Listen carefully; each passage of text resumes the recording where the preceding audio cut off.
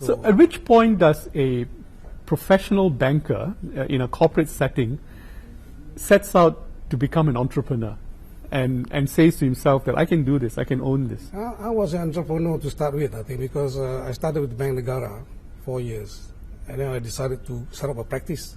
And that is, I think, my first very entrepreneurial step. Thinking of your own practice. You know, with my wife as secretary and office boy, she lasted only 2 weeks because I didn't fire her; she fired me.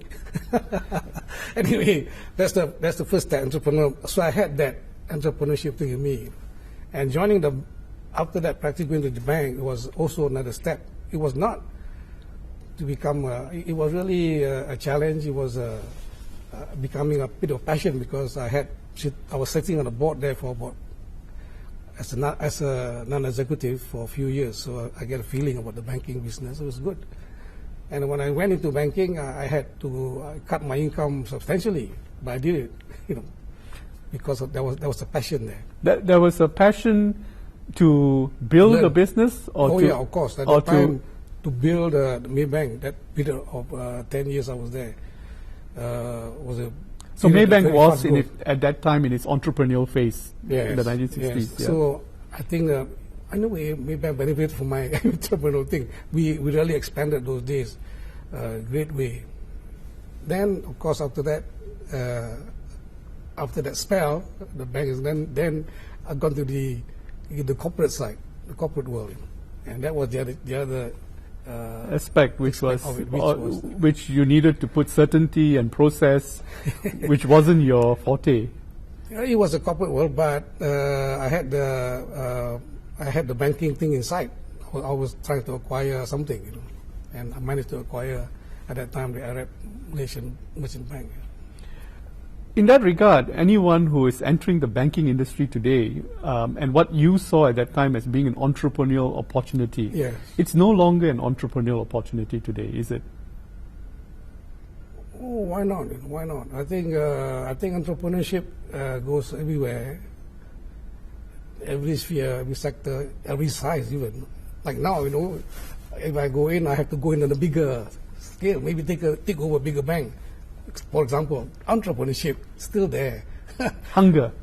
But I guess some people say, but today maybe the opportunities are even more.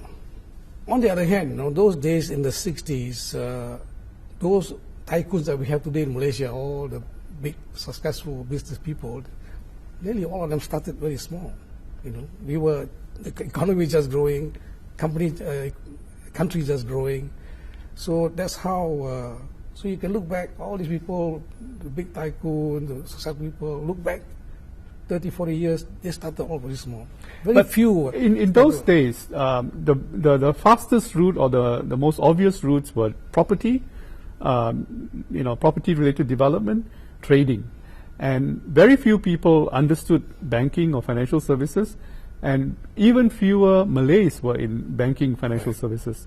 So what was it about you special that you saw this? Is that yourself as a person, or is that an upbringing that gave you insights into what you saw?